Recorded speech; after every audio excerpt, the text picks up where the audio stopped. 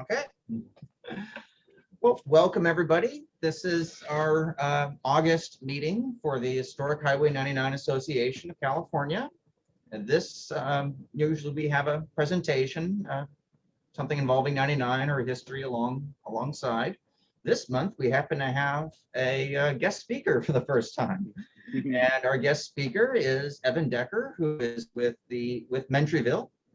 And it's an old oil boom town just outside of Santa Clarita, which was a major spot on Highway 99.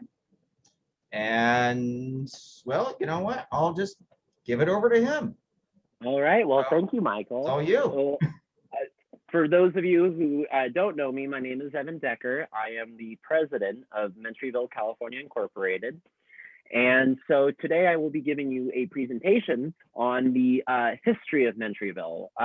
So basically the slideshow will take about 20 or so minutes, and then it will follow with the Q&A. So if anybody has any questions about anything related to Mentryville, please do not hesitate to ask. I know a lot about the place.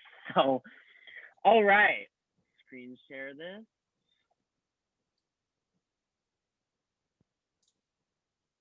All can see it, the slideshow. Yep. All right. So Mentryville, hang on one second. All right, here we are. So oil in Pico Canyon has been extracted from the earth since the days of the earliest inhabitants of the geographical Santa Clarita Valley.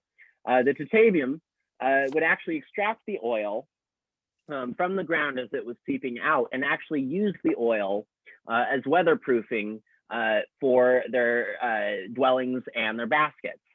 Now, this photo here is a map of the Santa Clarita Valley, but it's actually of the known locations of the villages, the Tatavium villages in the geographical Santa Clarita Valley. And this was actually drawn up by a historian named Richard F. Van Blattenberg in 1937. And you can see Mentryville would be just basically kind of over here, just north of Oak Mountain. So so that's where that is. In the latter half of the 19th century, oil exploration in California had become pretty well known to the rest of the country. Enter Mr. Charles Alexander Mentry. Born on March 27th, 1847 in France, he grew up around machinery and blacksmithing as his father, Peter Mentry, was a blacksmith. A young C.A. Mentry immigrated to the United States in about 1854 and settled in a well-known oil town named Titusville, Pennsylvania, which prior to 1876, Pennsylvania was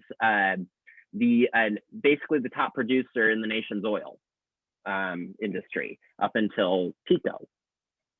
When Mr. Mentry was in his mid-20s, he came out to the Los Angeles area in 1873 and settled actually in Placerita Canyon originally.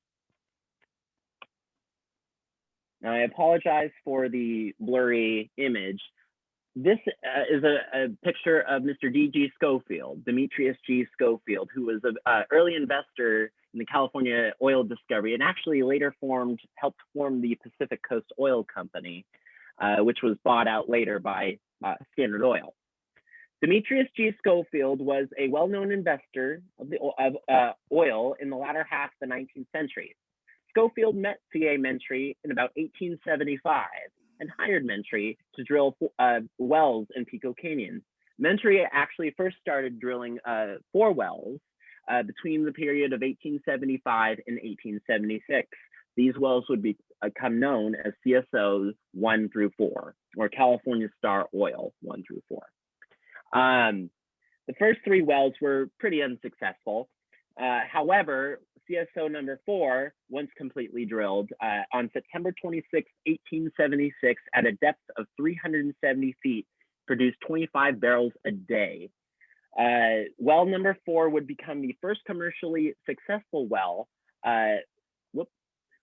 successful oil well in the Western United States, and would go on to produce oil until 1990. a span of 114 years.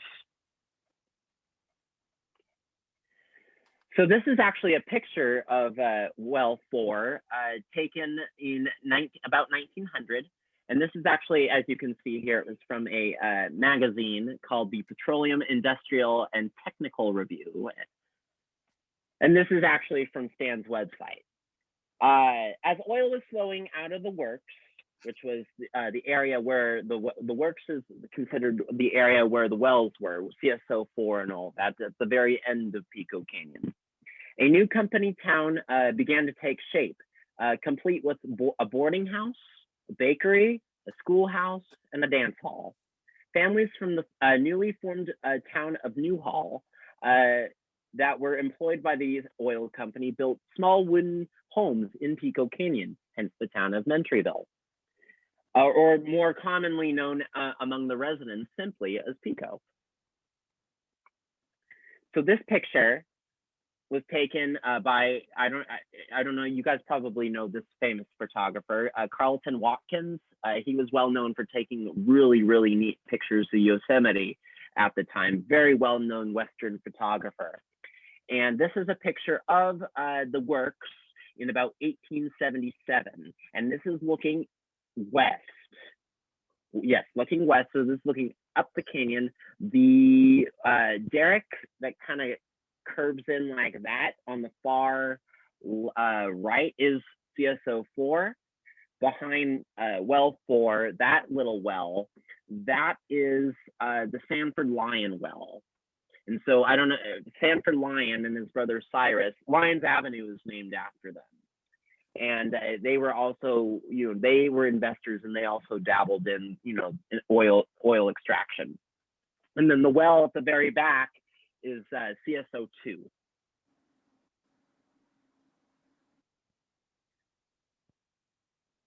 this picture, this is a really neat photo. This is Mentryville around March of 1900.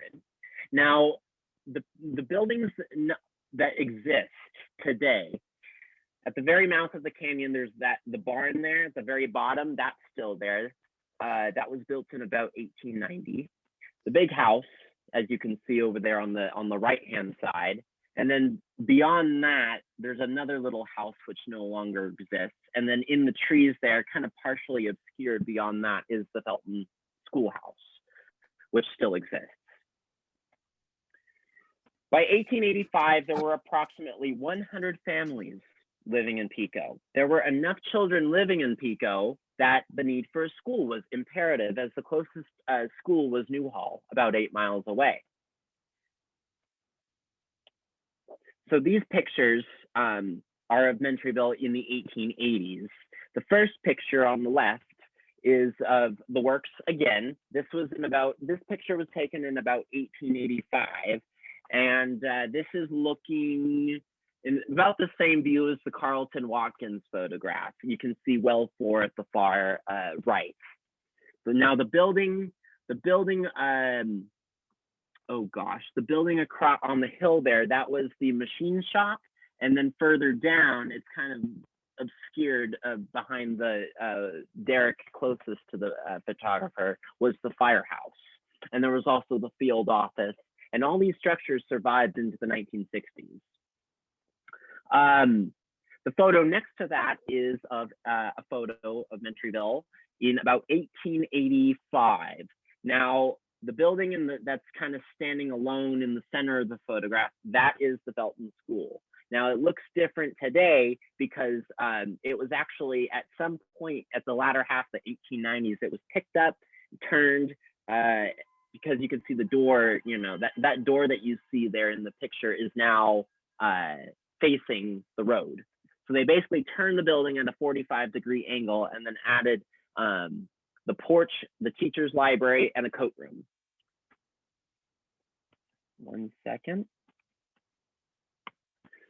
Another picture here of some of the pumpers employed at the Pico oil field. This was taken in the 1880s. I'm not sure where exactly in the canyon this photo was taken, but I would presume it's somewhere near the works. All right, the Felton School. Now, the Felton School was established in 1885 and was named after Charles N. Felton, who was a Republican congressman from California and a staunch supporter of oil extraction. The Felton School taught from grades 1 through 8.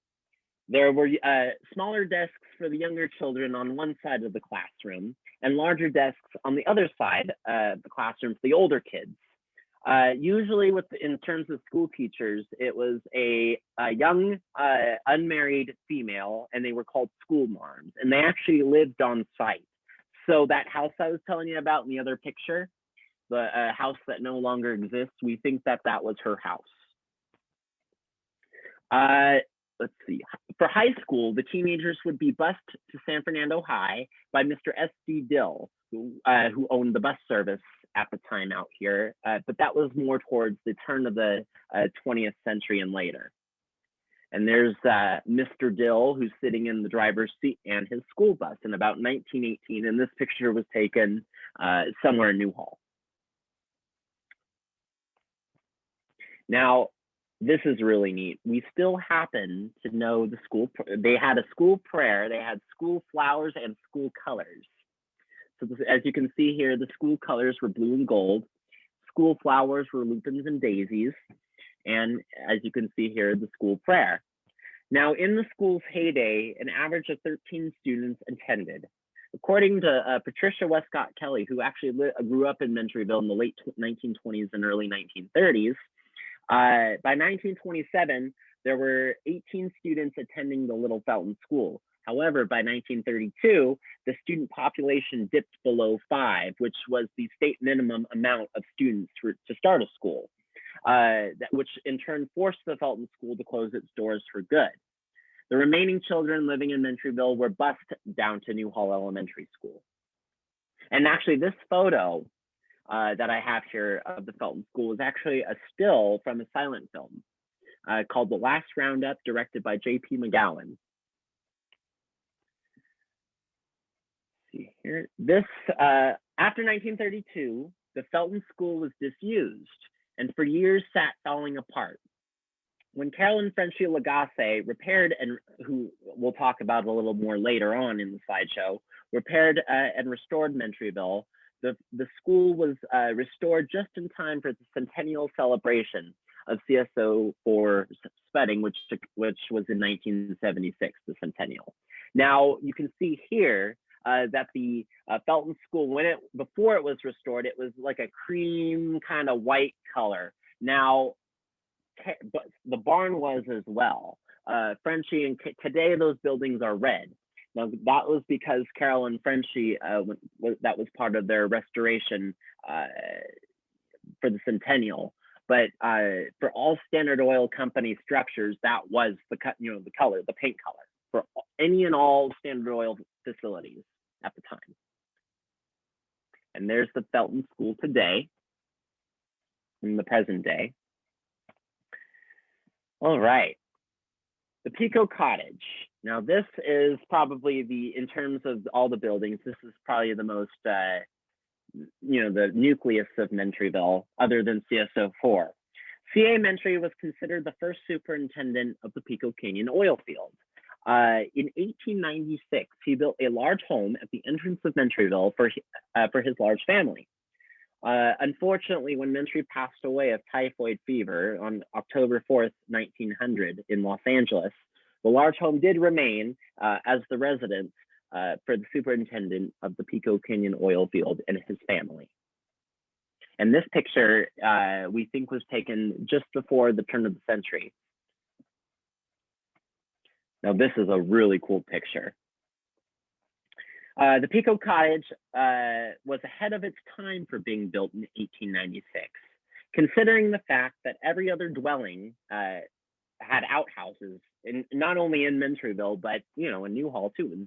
Outhouses. There was no such thing as indoor plumbing up until that time, or even later. Now, with the big house, it was built with 3 bathrooms. There's 2 that exist currently with indoor plumbing. Oil burning chandeliers lit the large rooms of the house, with oil being directly pumped from the wells 2 miles up the canyon. Now, this picture, as you can see here, this is looking down the canyon in about 1898. And you can see the big house there off to the viewer's left. All right. By the late 1920s, most of the families living in Mentryville had already moved on. Dalton School, as I already mentioned earlier, shuttered in June of 1932. And by 1940, the Pico Canyon oil lease was mostly shut down for commercial production, although wells were still pumping until well 4 was capped off in 1990. John and his wife, Ethel Blaney, who lived in the big house at the time, they hosted a farewell picnic at the recreation grounds in Pico Canyon, which we all know today as Johnson Park, which is about 1.7 miles up the canyon. 0.7 miles up the canyon from Mentryville proper. And this here is a clipping of that barbecue from the signal. All right. By 1959, the historic structures at Mentryville were in such bad shape that the Standard Oil Company of California, who by this point had the Pico Canyon oil field since 1906, had the historic structures at Mentryville slated for demolition. Al Manzer, who's pictured on the left with his wife, Pat, he was a longtime employee for the Standard Oil Company, and he caught wind from his bosses that the old town of Mentryville would soon be no more.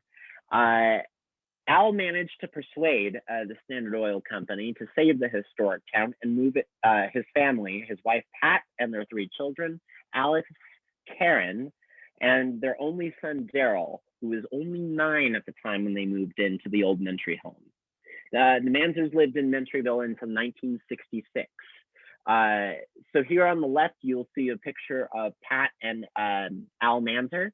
And on the right is Daryl, who I still talk to almost every day. This is him up at, so to put yourself in perspective, that's the firehouse. And across, basically off to the camera, the frame, the cameraman's left, across the road would be CSO4. And you can see he's holding an old sucker rod. And I mean, there's still a lot of the buildings up there are gone because they unfortunately burned in the 1962 fire that also took Melody Ranch. After the Manzers moved out, the Pico Cottage again became vacant, and yet again the wrecking ball was threatened on the historical buildings. Frenchy Lagasse, who was also an employee for the Standard Oil Company since 1947, as well as having ties to Pico Canyon since that time as well, heard from his bosses up in San Francisco about the impending fate of Mentryville. Frenchy and his wife Carol persuaded the bosses, which was Mr. Bob France. That was, according to Carol, that's who she talked to persuade them, to save the old town, to let them repair and restore Mentryville. The Lagasses moved into the Mentry home in mid-1966, and they lived there for 30 years, the longest tenure for any superintendent/caretaker. Carol lovingly repaired and restored the 1885 Felton School, as I mentioned before, just in time for Mentryville's centennial, with the help and guidance of former school teachers and pupils that were still living at the time. The Lagasse family also gave historic tours of Mentryville to the local schools and had many fundraising events held there. Now, here's a very sad picture. Now all of you remember this. At 4:31 a.m. on January 17th, 1994, magnitude 6.7 earthquake rocked Southern California, causing widespread damage. Mentryville was not immune to the Northridge earthquake's wrath. The historic Pico Cottage was knocked off its footings. Now, mind you, none of these buildings were built on a foundation. They were basically built on brick kind of pillar footings. And there is a small fault line that runs along the hill behind the house.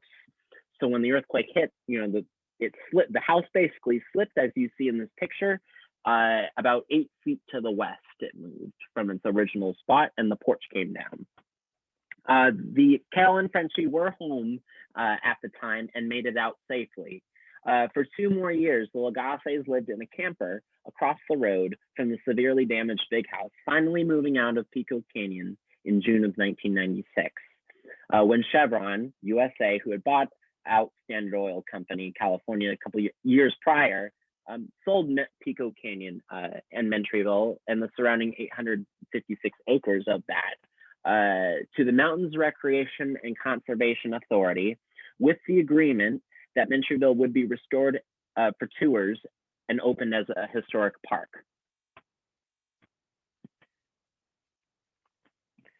To this day, Mentryville's historic buildings have yet to be repaired and restored. On July 14th, 2020, Mentryville, California Inc. was incorporated with the sole purpose to rejuvenate the historic oil boomtown of Mentryville and to preserve and educate the public on its important role in the creation of the California oil industry.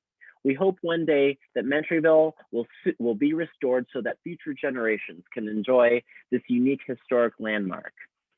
And I want to thank Mike. This is the end of the presentation, but I do want to thank Mike and the Historic Highway 99 Association of California for letting me present this awesome presentation to you guys. So if you guys have any questions at all about Mentryville, about its history, about restoration efforts that are moving forward, please go ahead and ask.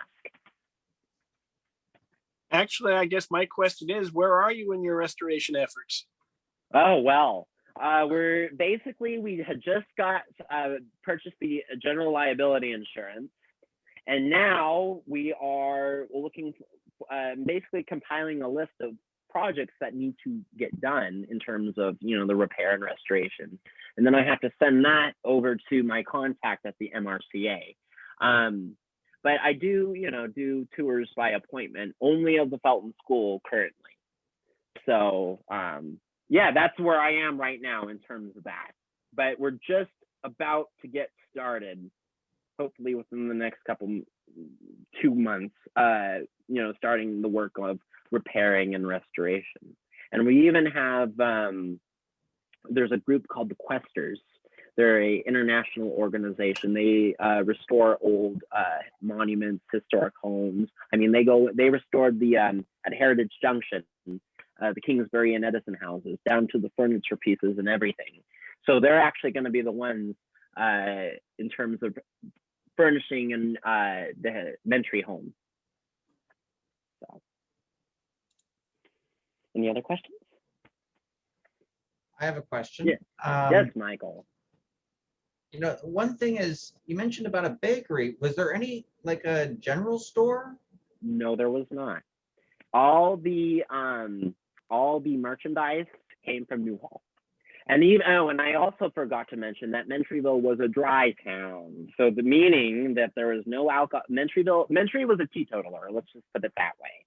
So he did not allow alcoholic consumption at Mentryville. Now, there were 2 saloons in Newhall in the early days. One called the Derrick Saloon, which is now still a bar, actually. It's called the 8th and Rail there in downtown Newhall.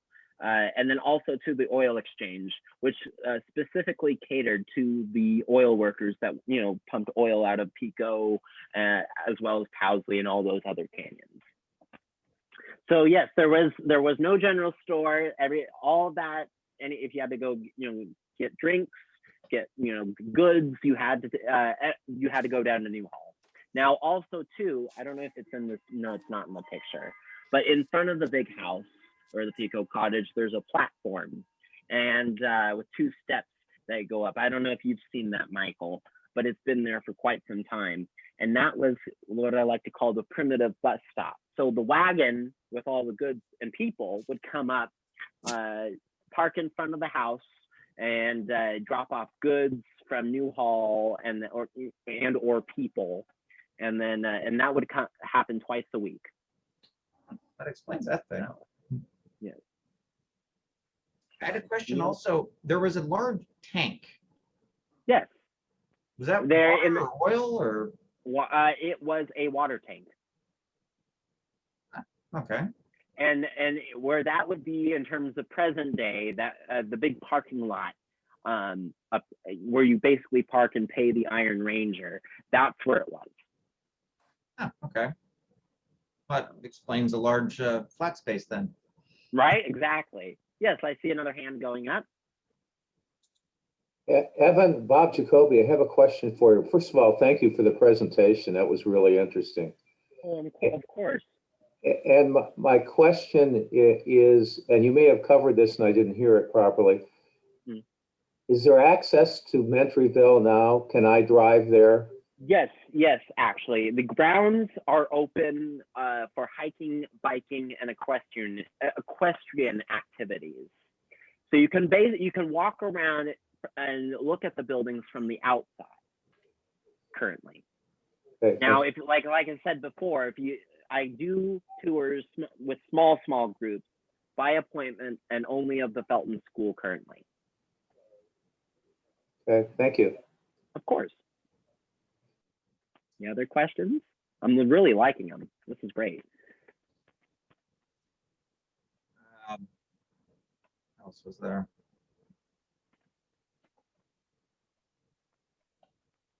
Well, I definitely have enjoyed a lot of the photos.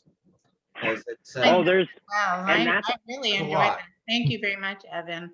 well, of course, and there. I mean, the photos I have and on this presentation is really like a drop in the bucket of what I actually have on file and what's also on the SCD History Archive, etc. So. Yeah. I want to say I think I've seen this area when I was a teenager. I mean, this is back before Magic Mountain was built and Stevenson Right. Ranch, all that area. Right. And I remember the house, and it was a farm where Magic Mountain was. But I remember my dad driving us up and through there, and we just kept seeing. My sister and I saw a bunch of old buildings. So Yep. I'm wondering if that was where we were. Do you remember what it probably was? A red barn? Was it a red barn? Yeah. Yep, that would be it. It was a red barn, and I just remember like a smaller building, but Yep, a smaller red building next to that barn. I know exactly. That was the tack building. That's where all the tack room. Okay. Then Yep. I did see it.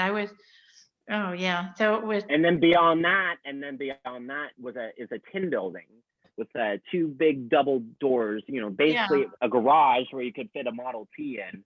And that was actually built in the 20s by the baker who owned the bakery up there. His name was Anthony Cochens, and it was kind of his side business where he would, charge a fair amount for oil changes there for the town. Okay. So that's what that was for. Okay. Yeah, we were. My father used to work for. He used to design amusement parks throughout the U.S. Oh. Or help design. He worked for different companies. One of them that he was working for at the time designed all the Six Flags theme parks throughout the USA. And I remember we were heading up there because my dad wanted to see the lay of the land where Magic Mountain was going to be built. So we were taking all these back roads to get up in there. So I think that's so neat. So that would have been in the late, because Magic Mountain opened in 71. So yeah, no, the Lagasses had lived in Mentryville, but they were only living there because, like I said, they moved in 1966. So. Yeah, it was about 66 or 67 when we were up in that area. Wow.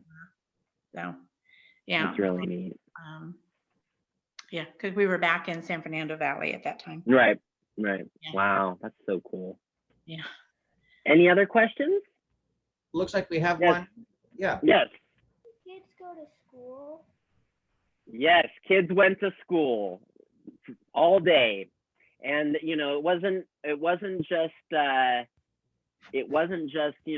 all fun and games. They also had chores too. And according to some of the school teachers that Carol interviewed later on, they would actually, for their science class, they would do field hikes. This was in the 19 teens and 20s, from Mentryville all the way to Newhall. And, the teacher would, that was a long walk from, that's an 8-mile walk, very far. But, there was no cars, really no cars, not everybody had a car as we do today. So, the teacher actually did hikes and pointed out, the different plants and the birds, and it was really an educational experience, and the kids, enjoyed it. I mean, life in a one-room schoolhouse. So.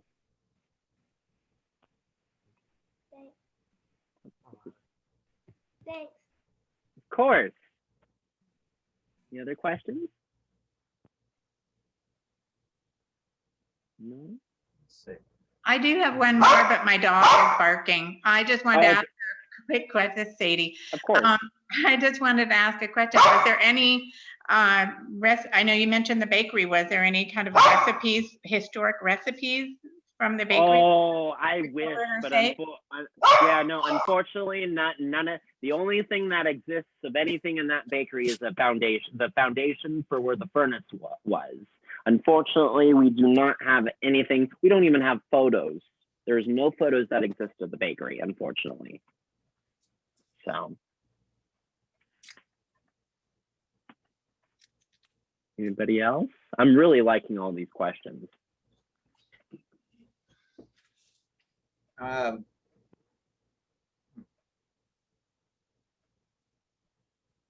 One thing I'm not sure if it's a question or not, but the wells, when they were first Yes. drilled by the Lions as well as Mentry and whatnot, Right. it was a different style, and I don't remember exactly. It was like they called it Oh, something different. I know what you're talking about. There's one at Heritage Junction, the spring pole technique. Spring pole. There you go. Yes. So they, as far as that was like early on, like in the 18, because what I forgot to mention before, it was actually the early investors, oil in the really production of oil. I mean, not commercially, but drilling up there had really started in the 1860s by E.F. Beale's cut namesake, Lion. I mean, basically all these early entrepreneurs, trying to make a buck. And so Sanford Lion was one of those guys. And so then when Mentry came into the picture, there was oil already being drilled, but it wasn't, commercial. And yes, they did use, as far as I know, they did use the spring pole technique up there originally. And for those of you who, and I was going to say, for those of you who do not know what the spring pole technique is, it's basically what they did was they cut a large, thin, tree, big, there's one kind of on display at a Heritage Junction. It was a long pole, wooden pole, and it was manpower. They would it was the same concept of the derrick where, the thing would teeter up and down like this, but it was man-powered. And so with Mentryville, actually, CSO4, the wells up there were the first in the state to be powered by steam. Was there a Yes. pipeline going from? Yes, I know it. Yes. Over to Pioneer? Yep. And actually, ironically, thank you for mentioning that, Michael. When I was on the board a couple years back of the Historical Society, we were just outside of the Saugus train station digging for irrigation. And we happened to come across a section of that pipe that you were discussing that ran from the wells to the Pioneer Oil Refinery. And I mean, that pipe still runs underneath Lyons Avenue. So. Do you remember how big the pipe was?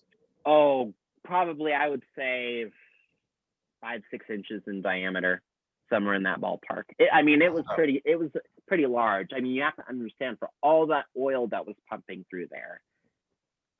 So. Okay. Yeah.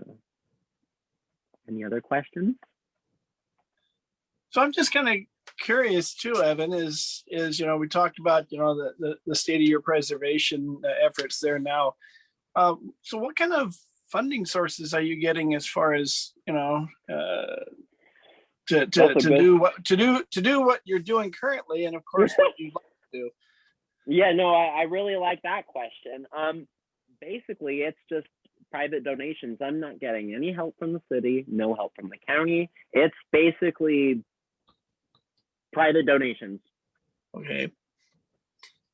So It's a hard way to go, but it's also very gratifying when you actually finish something. no, and I agree with you. And for me, it's like, I've been fighting to do this since I was 13 years old. And so, as I see it, I've come this far. Why stop now? Sure. Excellent. Any other Thank you. questions? Of course. Any other questions? If we wanted to donate, how would we donate? I like that question, Michael. And that answer is, if you go on, you can either send a check, and the mailing address is actually my residence, so I can do that. Or there's a PayPal link on the website. It's Mentryville, and I think Michael, you posted it on your website, Mentryville, California 1876.com, and there's a little button that says donate, and then there you go, through PayPal, and I will get it. So, because I got yours, Michael. I donated $25 either yesterday or today. Yep, and thank you so much. Michael and Evan, this is Bob Jacoby. I have to go, but I want to thank you guys. This was fascinating. And I'm so glad you enjoyed it, Bob. I'm so glad you enjoyed it, and I hope you learned something a little bit. I learned a lot, believe me. And I'm going to check it out. Glad. Too. Thanks yes, again. Of course, Bob. Well, you have a good evening. Okay, thank you. Bye-bye.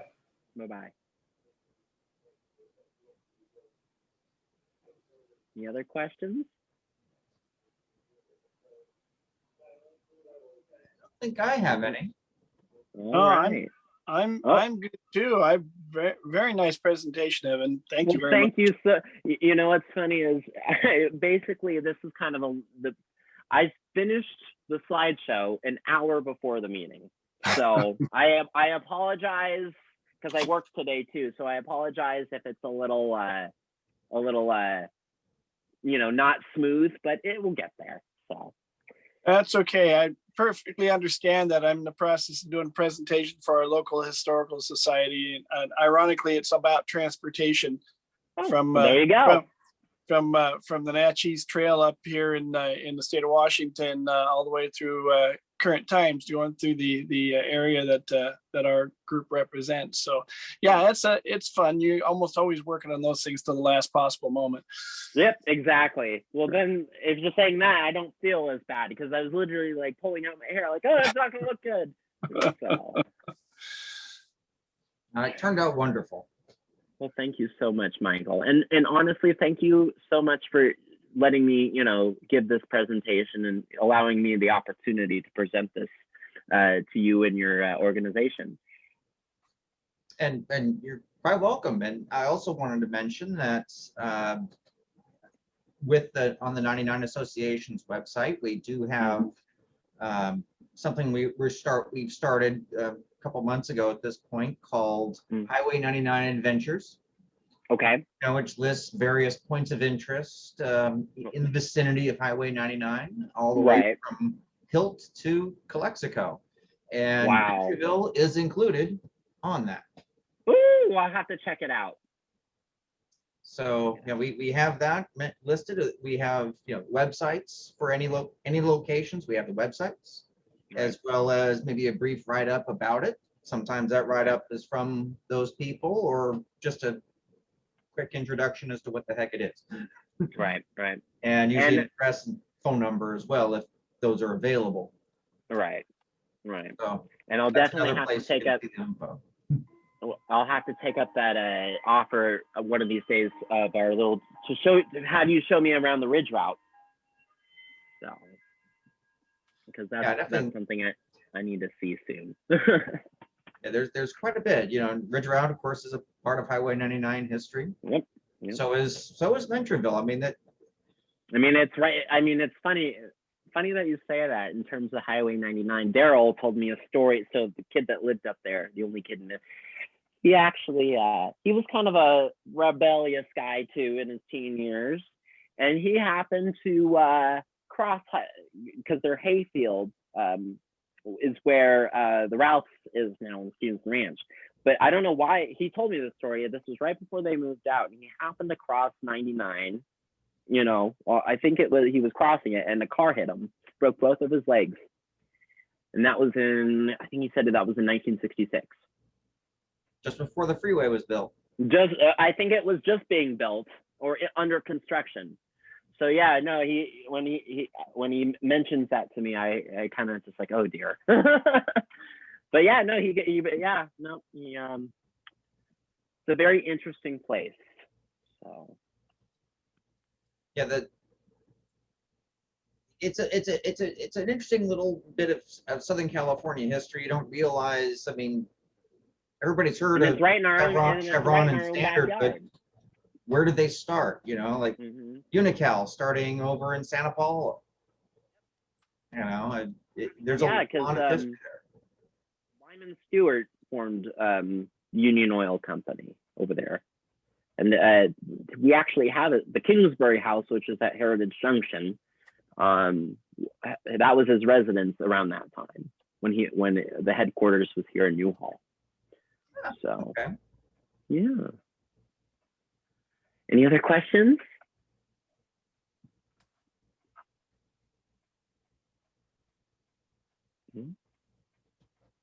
Looks like no.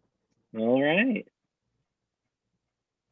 All right then. No, like I say, thank you again, Evan, very much. Oh, of course, Mark, and thank you again for allowing me the opportunity to give this presentation. Oh, we loved having you here because there's so much history to discuss along the highway, along the we could be here all night talking about that. Well, yeah, considering, you know, like for me, you know, I grew up in the Santa Cruz area, so, you know, all of that is very familiar. Absolutely. Well, I hope you guys have a wonderful, wonderful evening. And one of these days we have to do a tour, a little tour of Mentryville in person. So. I know I'd love that because I don't think I've never got a tour. Yeah, no, nobody's really been in the buildings for the last, 20 years. Nobody really goes in there. So anyway, well, I hope you all have a really wonderful evening. And like I said, thank you again for allowing me the opportunity to give this presentation. Thank you. Thank you. All right. Well, you guys have a wonderful evening, and let's do this again sometime. We will. We definitely will. And thank you all for attending. You know, these. Yes, thank you. Thank you for all that participated. It's all right. These have been good. Yes. All right, guys. Well, you guys have a great evening. All right. Thank you. Thank you. Of course. Bye-bye now. Okay. I guess that pretty well concludes our meeting. Thank you all again for attending. Yeah, like you say, now I have to go back and work on my presentation for our group. It's an interesting thing. So I actually belong to, it's called the Greater Bonnie Lake Historical Society, Bonnie Lake, Washington. And if you're familiar with any of the old trails that came through the Pacific Northwest, one of them was the Natchez Trail. It was very little used, but it was an important military trail during the what they call the Indian Wars, 1853 to 55.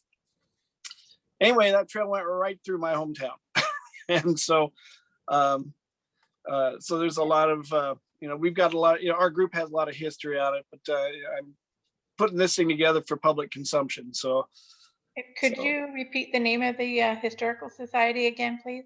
Greater Bonnie Lake, Bonney Lake. Oh, okay, thank you. I used to live in Seattle during the early 60s. Okay. So my dad worked for the World's Fair. He was one of the general foremen for the World's Fair. Oh, excellent. Yeah. We Yeah. worked Well, in the early 60s, Bonnie Lake was just a little blip on the map. It's only been incorporated since 1949, but the history here goes way back. Okay, thank you. Appreciate it. You bet. Okay, well, I guess that concludes our meeting, and stay tuned on to our website for updates on future meetings. We are going to do something on the Newhall Pass area, and once I figure out putting something together. We may have something on the St. Francis Dam. We may have something on the Lincoln Highway, how it relates to Highway 99. And if anybody also wants to make a presentation on some aspect they know, we're always open. Excellent. Thank you All all righty. for attending, and enjoy your evening. All right.